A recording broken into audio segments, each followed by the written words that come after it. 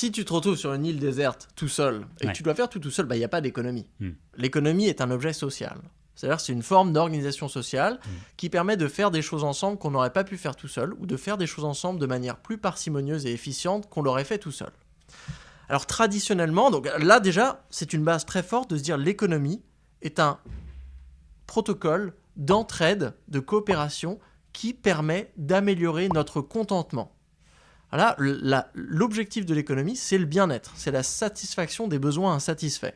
Et attends, ça c'est toi qui le dis, ça c'est écrit quelque part. Enfin, est-ce que c'est juste le guide d'utilisation de la société, l'économie? Enfin, est-ce que vous apprenez ça en économie? J'en ai aucune question. Comment vous abordez l'économie? Alors, je pense pas qu'il y ait un seul économiste qui vienne te dire que non, le but de l'économie, c'est pas le bien-être, c'est juste de stabiliser l'inflation, de garantir le plein emploi, de faire augmenter la croissance.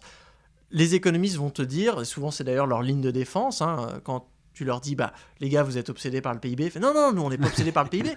Nous, on veut le bien-être, mais on pense que le PIB est le meilleur moyen pour obtenir. Moi, je me dis, ok, d'accord, si on veut une économie du bien-être, au lieu d'attendre de maximiser des indicateurs financiers et que ça vienne ruisseler en bien-être, pourquoi est-ce qu'on ne concentre pas directement sur le bien-être ?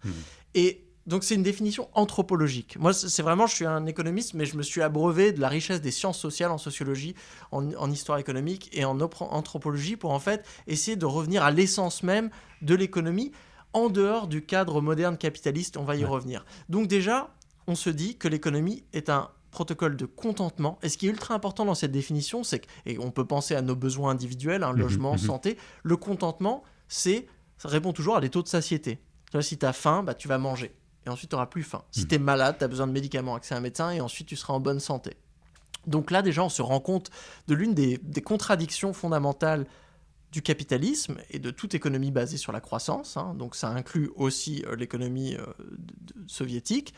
C'est de se dire pourquoi est-ce qu'on a une économie dont la logique vient encourager la croissance exponentielle, alors que même l'objectif de cette économie est de répondre à un taux de satiété. Donc ça, c'est la première chose. Donc, sur cette économie, ensuite, traditionnellement, les économistes vont nous dire, oui, l'économie, c'est l'étude de production, allocation, consommation. Alors, moi, j'ai envie de rajouter 2 étapes. Ça, c'est ce qu'ajoute l'économie écologique. C'est avant même qu'on puisse produire. Je produis des biens et des services. Allocation, je les donne à des gens pour qu'ils puissent les consommer. Exactement. Ouais. Donc allocation, forme d'échange. On verra après qu'il y a 4 formes de transfert, comment on peut faire circuler des biens et des services dans l'économie. L'échange marchand n'étant qu'une forme parmi les 4, le don, la répartition et la réciprocité. Mais avant même de parler de production, il faut parler d'extraction. Parce que pour produire un truc, même le podcast qu'on est en train de faire ici, il faut qu'on soit nourri, il faut qu'on soit chauffé, il faut de l'électricité, il faut des matériaux. Donc toute production va demander du temps, avec les compétences qui vont avec, de l'énergie et des matériaux. Et cette énergie et ces matériaux, on ne peut pas la créer. C'est les lois de la physique. Il faut qu'on la trouve quelque part. Donc ça, c'est la phase de l'extraction.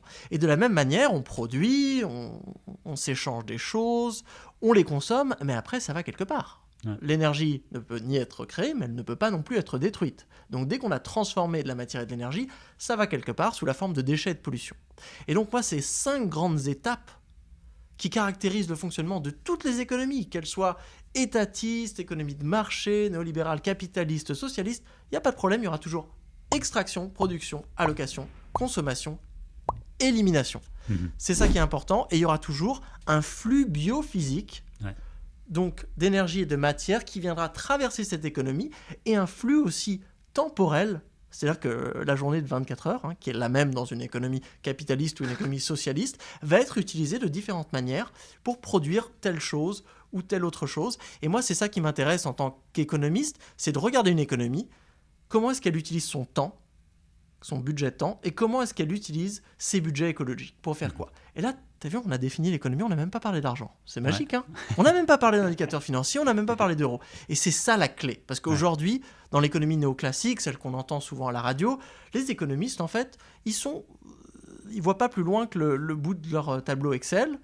Et ils arrivent, ils vont nous dire inflation, PIB, dette publique, machin. On a oublié, en fait, que l'économie, toutes ces choses-là, c'était un moyen pour une fin qui est, elle, extérieure à l'économie, et des conditions écologiques qui sont, elles aussi, extérieures à l'économie. C'est-à-dire la soutenabilité. Si tu n'arrives pas à avoir la soutenabilité au niveau de l'extraction et de l'élimination, peu importe ce que tu produises, peu importe tes convictions politiques, que tu sois un néolibéral extrême ou un interventionniste d'État, anarchiste, ce que tu veux, localiste, ton économie, elle va s'effondrer au bout d'un moment, c'est certain.